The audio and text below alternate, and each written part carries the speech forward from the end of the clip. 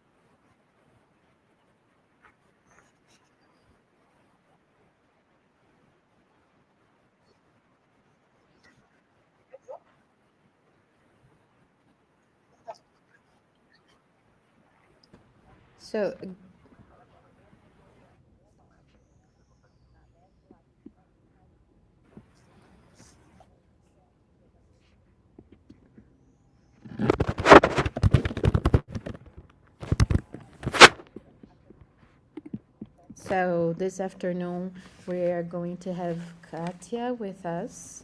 This afternoon, she has a PhD in education at PUC. Is the first thesis talking about politics, and we also have Lenildo here.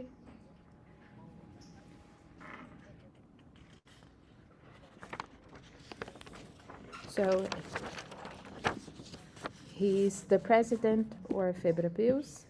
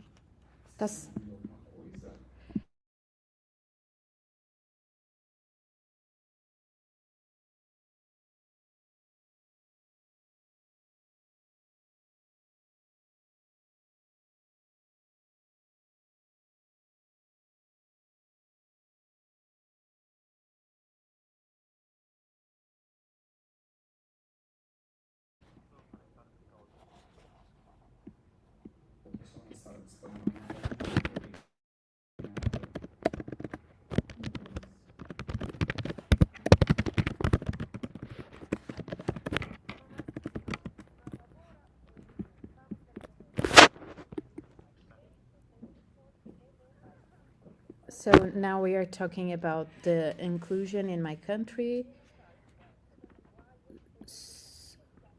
how language and the problems we face as a country.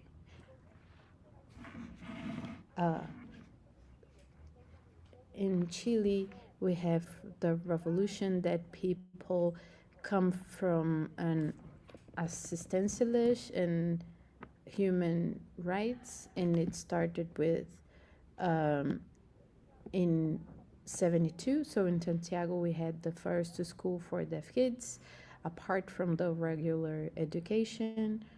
So starting from the 20th century, they defended the idea that disabled people needed their special and separate place. So this change started in 1990 with the decree, including the term of inclusion in education. So about the special education, it was important market the story, but we had to work with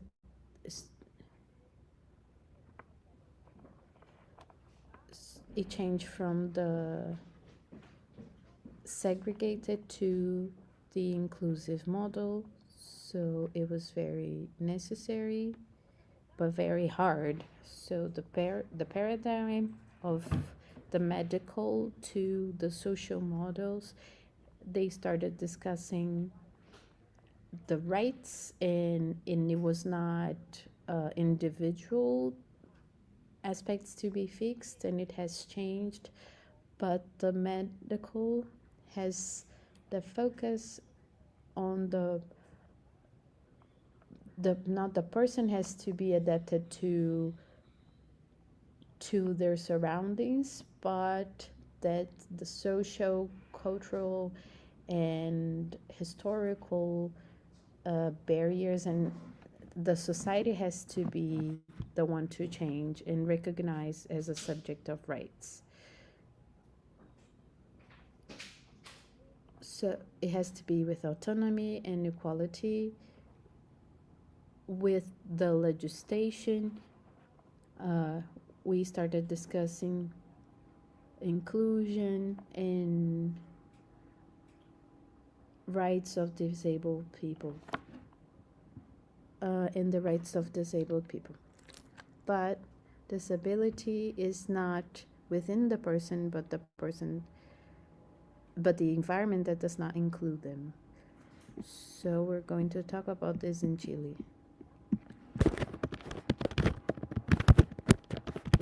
This is not only legislation, it has to be pedagogical, cultural, historical, and social aspects. In Chile, we have a national service called Senadis. It's a service created to change the paradigms and that the state has the commitment to offer and integrate the society. So public politics to support the students and professionals with disability. They started also working with awareness, and one of the most recognized is the PADE, PADE, that offers technological and academic support for access and permanence in Chile. So the inclusion politics, we have the Chilean most important place, so they have the universal accessibility and accessibility. Also the school accessibility, they have more money and how to support the inclusive and diverse education to promote the companies to have at least a percentage of people with disability working among their workers. Despite of these advances, schools are still not adapted and training is still too little and not support on the labor laws. This is also a transforming aspect from 2013, and we have new policies. So the inclusive education is one of the main pillars that recognize and respect the diversity, the differences, and how to offer quality school for everybody. Training teachers and also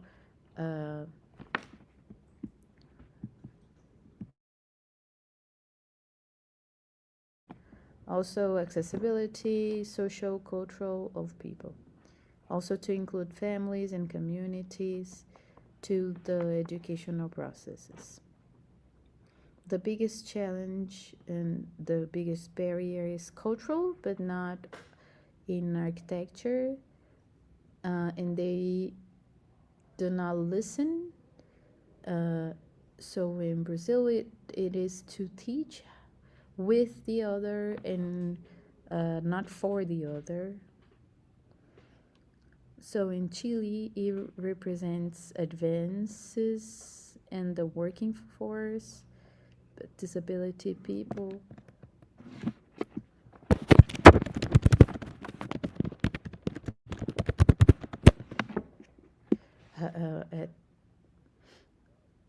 So studies have shown that are very important lacks legs. Policies to trainers and education, because this is essential for education and also for companies.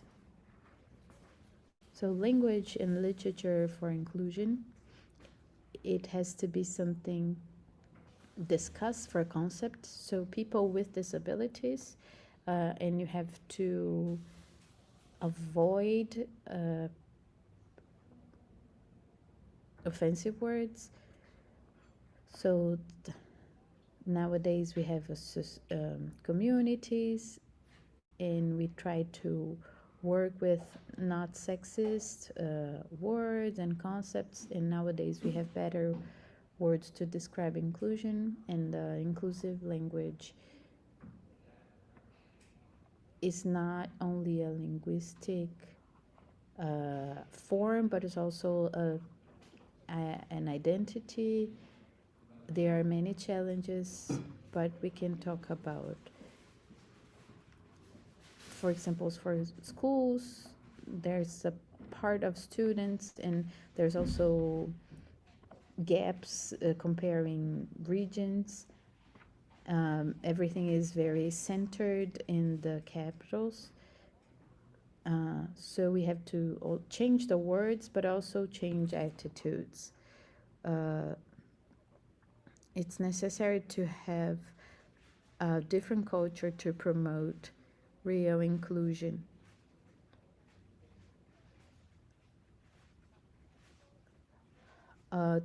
Also to amplify their participation in public decisions, to articulate gender diversity. We need more of that. Actual inclusion he requires sensibilization, impact, and mobilization. To conclude, it is a constant decision, and something that has to be built. Is not something. It's something that has to start and to be continued. So in Chile we have many problems, but we still need an inclusive culture, and also how to respect difference. So the real one, it has to change the language, the attitudes, and we need empathy, social commitment. So inclusion to be actually through, we have to start building, and everybody to work on that, men and women. Thank you for your time and for your attention. Thank you, Emilio. I'd like to greet you. It's not very different from what we have here in Brazil. It's basically the same, this whole social process. So it's excellent. I'm sorry. Now, Katya is going to talk, and then Emilio.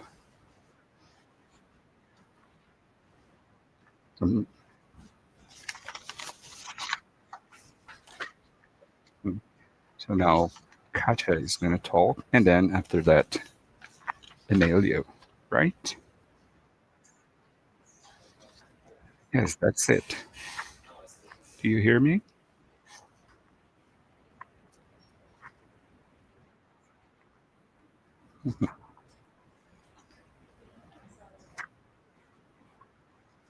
Oh, I'm sorry. First,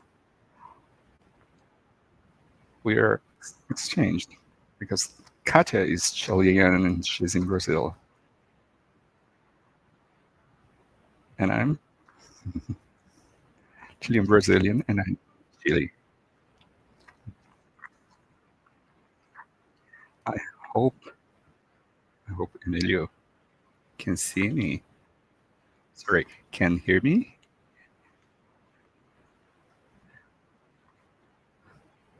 His camera is not focused. Well, okay, yes, now I see Emilio.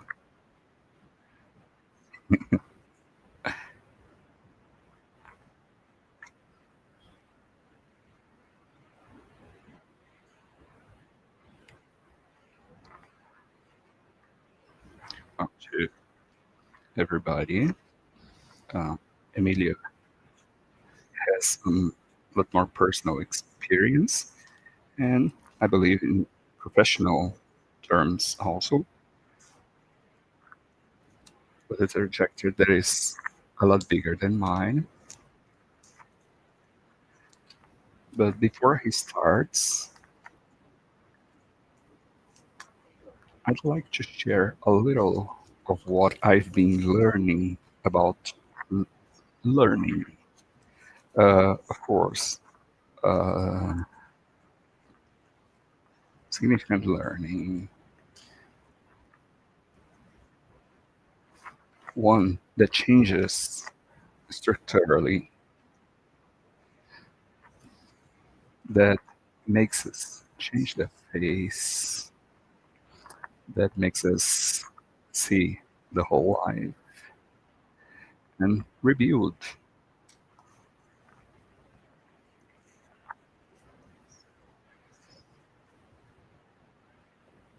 And from the kinesthetic learning, I'm gonna very quickly talk about movement and tact.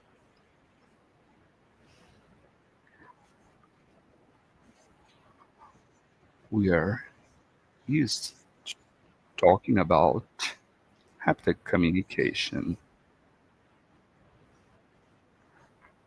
And here we, in the GPX, the haptic social communication and inclusion research group, I like to think of haptic from this perspective that is necessary touch. In Brazil, we used to talk about solely haptic, the touch, but then we noticed that it was more than that. It was haptic social communication, and it was a tactile learning. And when we are learning about this haptic communication, we're talking about the communication between two people. We're talking about communication that unites the social and the touch. So that's why I like to say social haptic. As we're talking about communication and still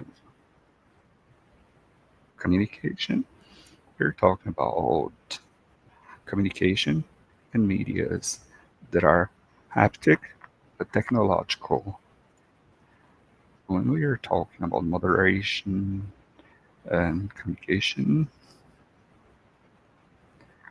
we are talking about all this communication and mediation between humans. So I start from this point of view of social haptic communication. It's not simply the communication, but in this relationship, we can also learn a lot. So let's talk about mediation, a learning process. I'm not just interested in the communication. Communication can be from very simple to very complex. But learning something complex, unveiling the new, learning the new, something that might be disturbing, it's to reconstruct something new also. So it will automatically be complex.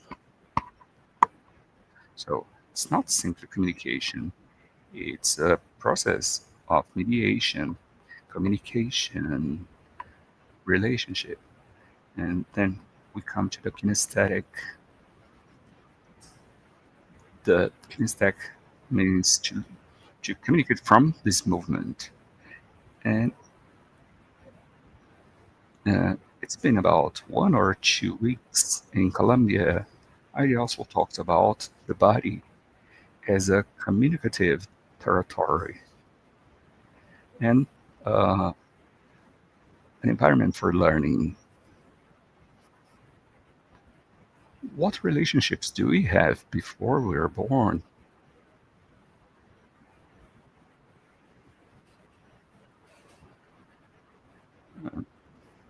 So let's say that nowadays, when it's about 6 or 7 months old, the baby can hear something, the fetus can hear something, can feel the space inside the mother.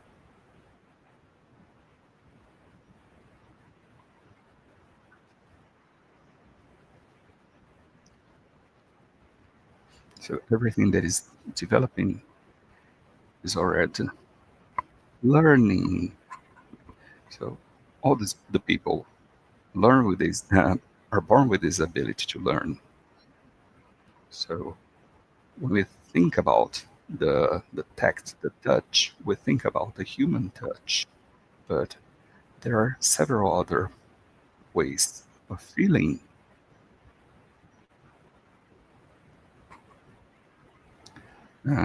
We know that it's not only 5 senses, but we have about 7, 8 senses, because there are also other ways of feeling. So we have to deconstruct, to construct, and it's important to build something new. I've been reflecting a lot.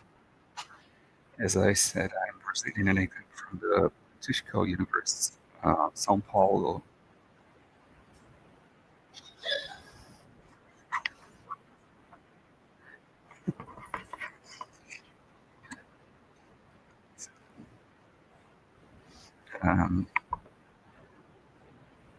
I lived in a city where I could feel the ground shaking, because in Chile there is the earthquake. So it's very curious. So in Brazil, we didn't have this experience. So this was a very different feeling. But it causes us several feelings. So, for example, the first fear, there was the curiosity, but it was not exactly curiosity. I would feel a feeling of strangeness. So the first and second time, I didn't even notice that it was tremor, and I thought it was a truck. And then I learned it was shock.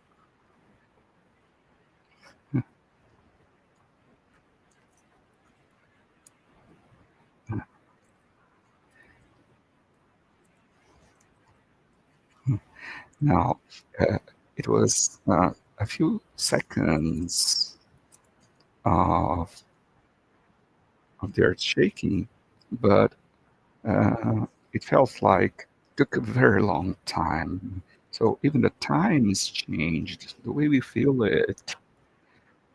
So this is an experience that we can think about how we can change, how we can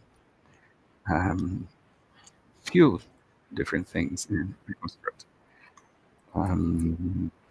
Katja has said about the trajectory, the political trajectory. Everybody can change and help. I would like to say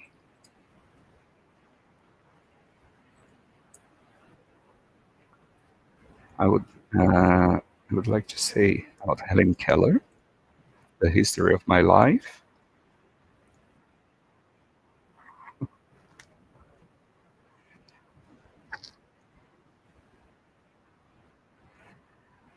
In 1903, she published the book.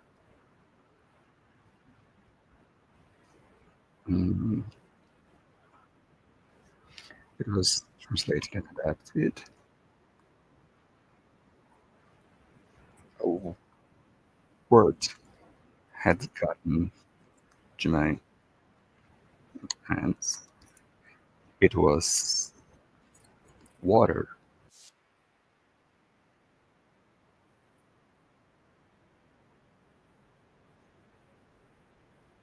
A-U-A. This wonderful thing that flowed on my hands, flowing through my fingers. And then this living word awoke my soul, gave me light, and gave me freedom.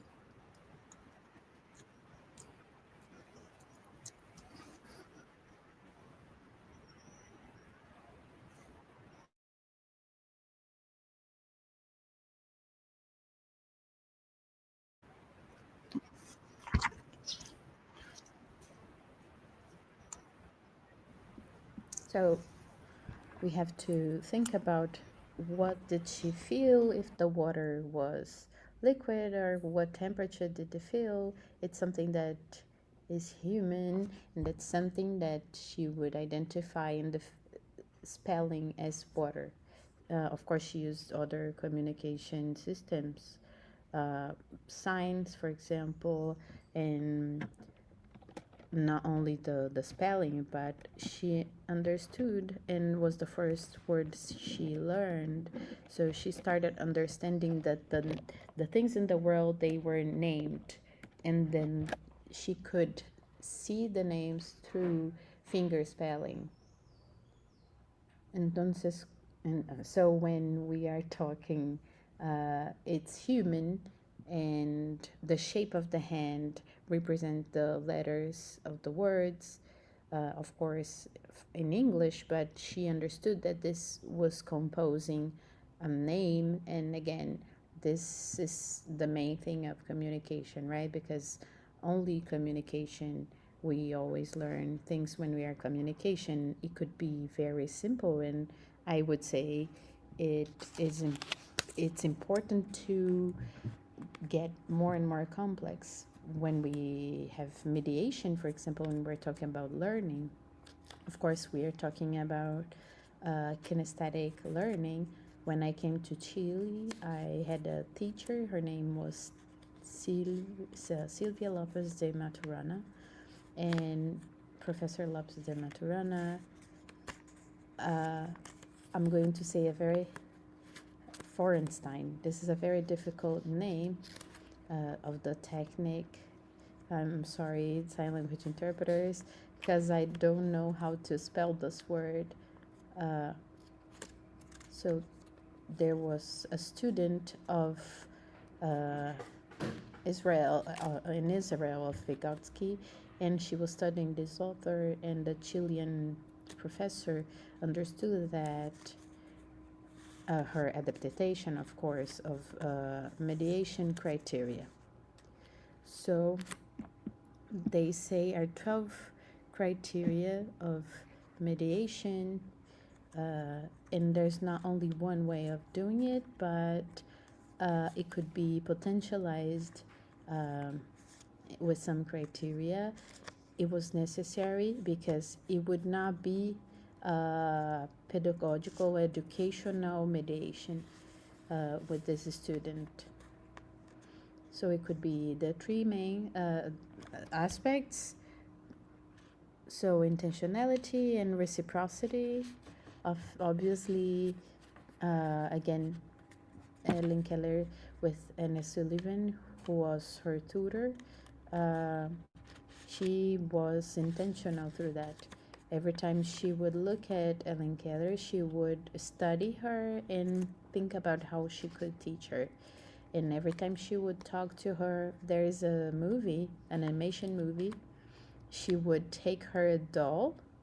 If she was playing with her doll, she would take her doll to make her to make her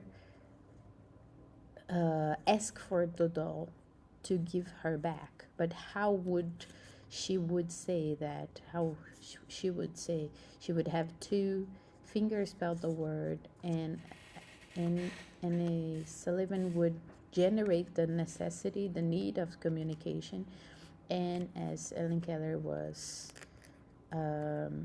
would respond to the intentionality. So if we try to say something, for example, the doll, it needs to be intentionality and to be reciprocity as well. So Ellen Keller says about the learning, it has to have meaning. When someone feel the intentionality and the meaning, it would experience an inside themselves. So this experience with pedagogical mediation and also to transcend. I don't need to talk a lot about that, because if I'm talking about Helen Keller nowadays, it's because she transcended and Annie Sullivan's mediation as well with her student Helen Keller. They were able to transcend, and that's why we're still talking about them nowadays. These are 3 criteria. When they're present, they generate meaning for the whole life and change the cognition of a person. Another sentence from Sullivan, she says Esta that, cita se sacó de una carta que escribió a su primera from a amiga letter, que también her tenía first sordoceguera. that had Y tenía, o sea, múltiples deficiencias, como decimos en Brasil. and she had multiple disabilities. She would say, learning is not a task from the outside. Is the same that is reviewed from the inside. She said the sentence, and it makes me very moved, because she would, just like Paulo Freire used to said, they know, even though they don't know, they know something. They have things to share, they have things to teach you. So learning is something that reveals from the inside, and it goes revealing itself from the environment, from the mediation with their educators. So there's another book, alone we cannot do that much, but together we can do a lot. So this quotation is very important to me. And when I mentioned Helen Keller, Annie Sullivan said that each interaction of human interaction is an open door for learning, for interaction.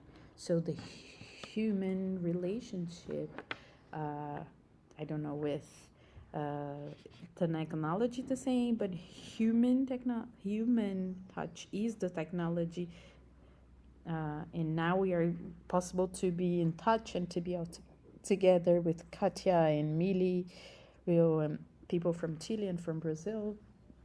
All this conversation is possible to happen because of the technology that we have. So it has to be accessible.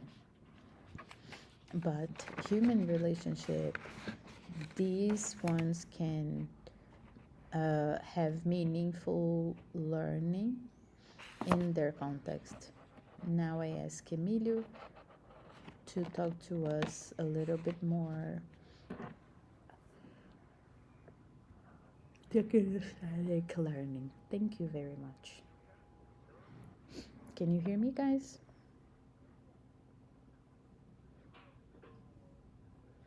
First, I'd like to thank you for the invitation and to greet you all from the first capital of Chile. I'd like to quote, as Katia also did, I'm going to use Helen Keller example in her contact with the modern concepts using authority in empathy, that is putting ourselves in the place of the other. And this seems simple, but it's very complex. I work at the University of Augusta in the music school, and music has something with mainly with senses, right? How do you notice and understand the waves, the music waves?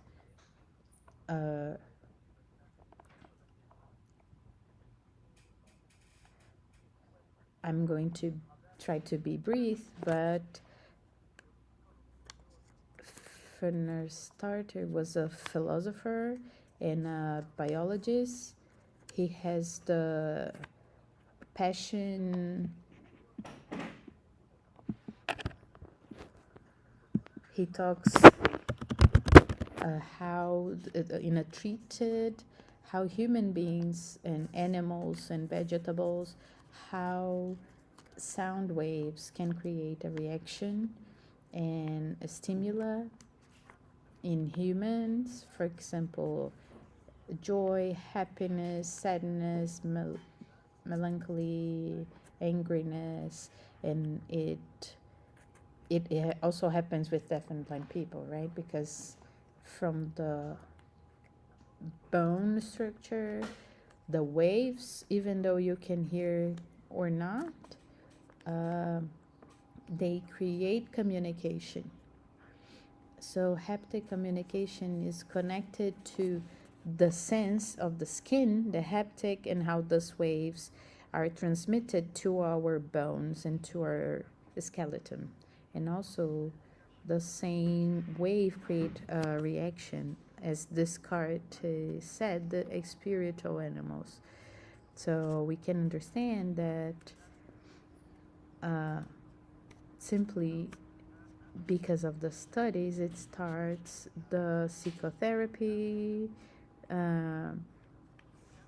musicology, and these fields are how we are understanding these effects and the reactions of our bodies from facing this stimuli. And nowadays, the neurotransmitter, they give us joy and sadness and everything. So Descartes used to say that in a concept that he defines, such as what makes us happy and joy and pleasure, he would call the reflexes.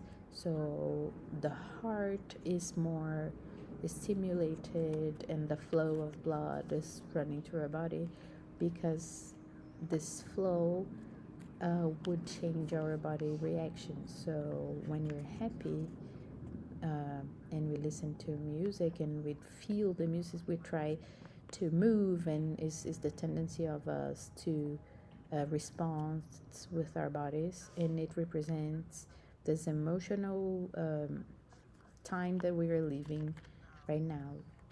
So if we are feeling melancholia and sad, and when we're listening to music, for example, we have here something called angus, which is the something that contracts with the blood flow, and our hearts are going to beat slower, and it starts contracting the muscle, and we call, and this is suffering. This is how we are anguish. Sometimes our face looks pale, and we have the feeling of depression and sadness. So from the music perspective, as how our body reacts from to music stimuli. So from my perspective as a blind person, it's essential that I have developed a professional career, but also I try to share the feelings, the emotions, States, that generally have a message. They spread the message of inclusion and intention of including. So reinforcing what Katia was telling before about Brazil, here in Chile, we are in a constant fight to change the culture, talking about the inclusion, but from the cultural perspective, how we are, how do we feel, and how we compose the society that obviously have rigid standards and limits that reinforce our limitations. So we are trying to change the culture from the country and move forward inclusion, because we don't want equality, but what we want is otherness that values the other person. It's this concept integrates, because equality, it's not only about the social structure is not incorporated. So some concepts that Katia was saying before, for example, look and see. From the biological perspective, look, it is related to the sight, but from the haptics, it is connected to other senses. For example, in this concept, they are actually see is not only connected to the eyes, but is how you develop your senses, including haptic sense, the haptic knowledge and developments connected to the skin, but also it's more integrated with the hearing. For example, we usually say the differences between listen and hear.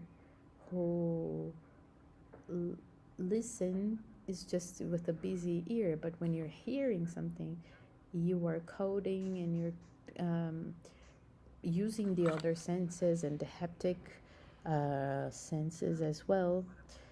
So you are able to understand with your whole body what you how you react to this information you're receiving, and that's how we have to study and we have to analyze how the deaf and blind people develop these abilities.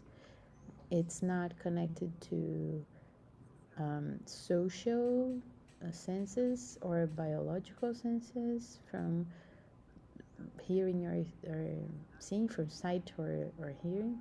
So in Chile, the deaf and blindness topic, it's very recent and recent visibility. So this community, there's a lot to fight for and to understand, and it's important to understand that if we don't start developing ourselves this diverse and functional world, we have to feel part of this process of this work. This would be very hard that we have better conclusions and better his results, that understands the needs and the knowledge of other people. This is very important for me to establish.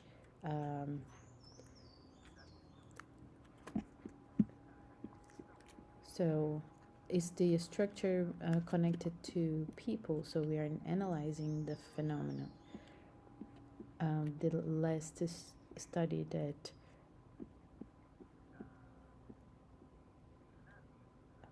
from Senadis is related to the definition of people in situation of disability. So now they're analyzing the situation, the phenomena, from the convention in 2006. It was recognized from our country in 2008. So now we are subjects with rights.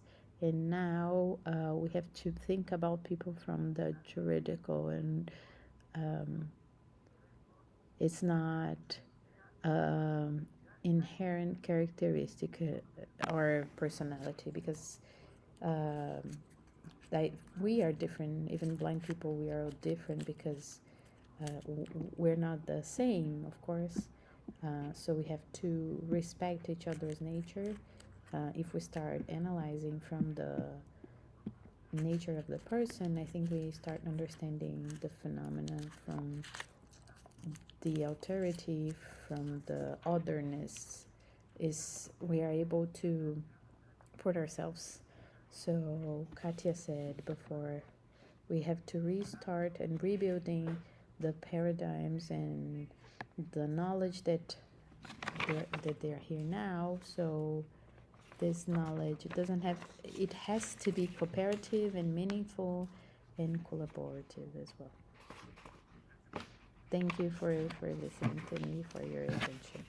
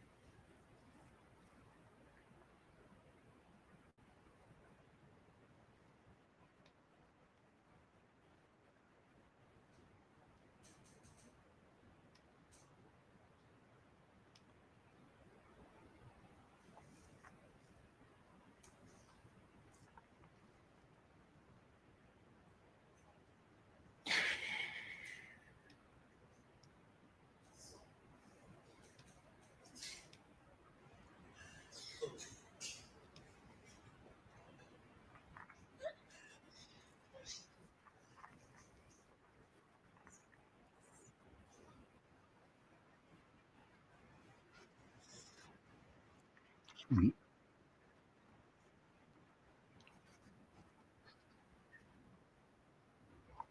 Tem duplicidade aqui.